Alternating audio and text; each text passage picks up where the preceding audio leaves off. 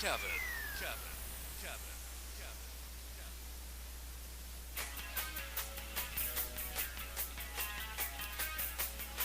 We're back. Kevin Trudeau here. Everything they don't want you to know about, and they don't want you to know the truth. But thank God you're listening to me. I am giving you the truth. A couple things that are in the news that you're not hearing about.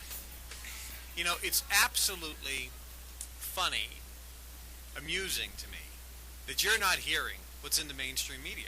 And you listen to, talk about with your friends, and believe what's in the mainstream media, or believe what the mainstream media is putting out on the internet via their sub-corporations around the world, primarily in India, where hundreds of people sit in banks in front of computers, act as their U.S. citizens, and they blast the internet with websites and put comments on Amazon.com and different places, debunking and smashing anyone like myself who's out there providing the truth. So let's talk about what you're not hearing about in mainstream media. Actually, we have Jon now? Oh, fantastic. Our guest is Jon Rappoport, whose website, nomorefakenews.com, is absolutely brilliant. And Jon worked as a freelance investigative reporter for over 20 years. And his articles on politics, health, media, etc. have been featured in LA Weekly, Spin Magazine, Stern, The Village Voice, Nexus, CBS, Health Watch, and dozens of other newspapers and magazines in Europe and across the United States. He's lectured all over the United States, primarily on this interesting question: who runs the world, and what can we do about it? His website, again, nomorefakenews.com. Jon, thank you so much for being with me. Great to be here, Kevin. I love your website, by the way. You do an absolutely spectacular job exposing... Actually, we have a new site that has some video on it, so I hope we can get people to go to that, too. What's the new site, Jon? It's www.insolutions, one word, insolutions.info. Insolutions.info. That's insolutions.info is Jon's new website. Now tell me about the websites, because you're providing information that is out there, news, real news, that we're not hearing about in the mainstream media, correct? Correct. And Now, the reason that we're not hearing about it, a great deal of this is medical information, is because the major media absolutely refuse to report on it. For example, the fact that the medical system in the United States directly is responsible for killing 225,000 people a year. Now, that's a study that was published in the year 2000 in the Journal of the American Medical Association by Dr. Barbara Starfield, who has impeccable credentials at the Johns Hopkins School of Public Health. And there it is. 106,000 people die every year from correctly prescribed FDA-approved pharmaceuticals. The other 125,000 a year die from various kinds of mistreatment and errors in hospitals. 225,000 a year. For the last 3 or 4 years, I've pounded on these figures to major reporters, medical reporters, media outlets, and so on. They simply will not touch it with a 10-foot pole. why do you think they won't touch this? I mean, obviously, I've seen this happen with me. I've been kicked off Larry King Live. I've been kicked off the Colbert Report.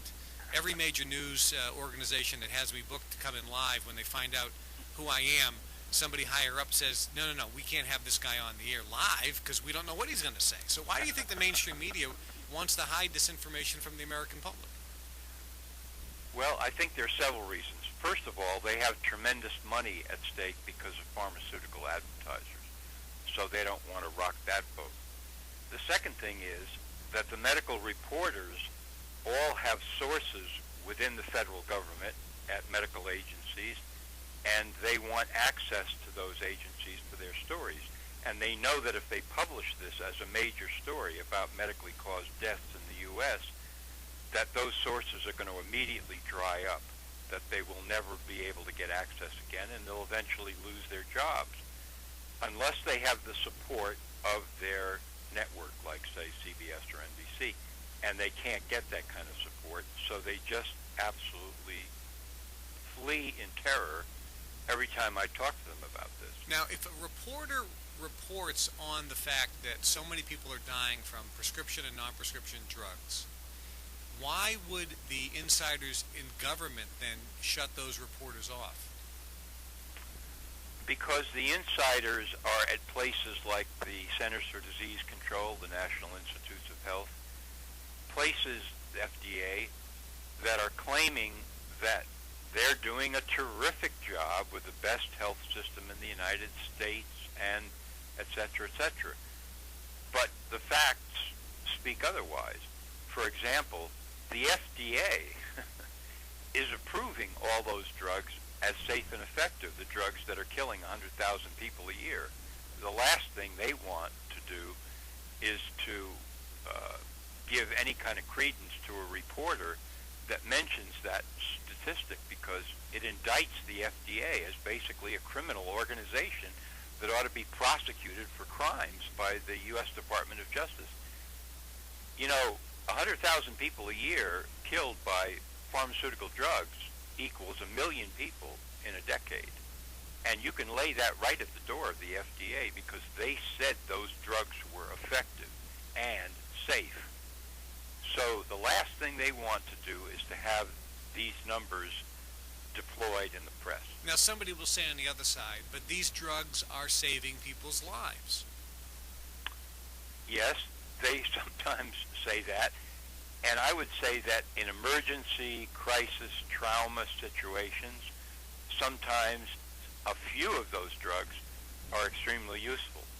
But by and large, what's happening to people in the United States is they are being prescribed drugs that injure them, that cause adverse effects, new symptoms that are then diagnosed as new illnesses, that are then treated with more toxic drugs, and you're now on the road to complete despair over the course of a lifetime. Now, So that's what's really happening. is there a revolving door with like the CDC and FDA and Big Pharma?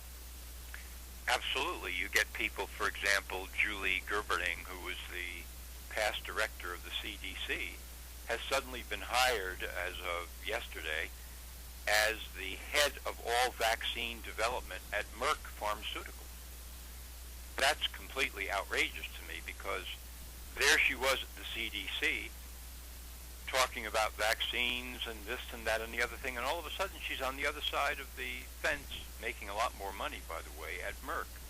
So she can now call on all of her contacts within the federal government, especially at health agencies and medical agencies, and she can promote Merck to her former colleagues in the federal government. This kind of revolving door goes on all the time. In addition to that, you've got doctors sitting on FDA panels who approve pharmaceutical drugs, new drugs, as being safe, and these doctors have conflicts of interest. Pharmaceutical companies are paying them as consultants. So the whole system is completely corrupt. Let's talk about this former head of the CDC. The CDC stands for the Centers for Disease Control.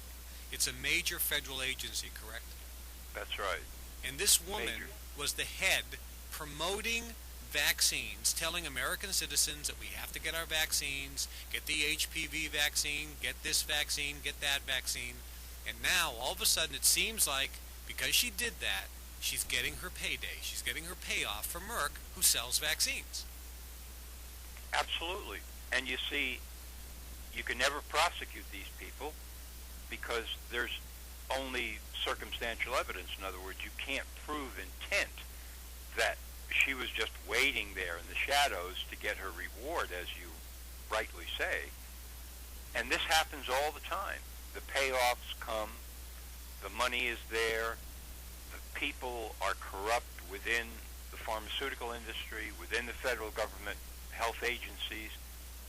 They play cozy, the revolving door is there, and the people who suffer are the American public, because, once again, 100,000 every year, like clockwork, are dying from the effects of these drugs. Jon, stay with me. We're talking with Jon Rappoport. Stay with us. More when we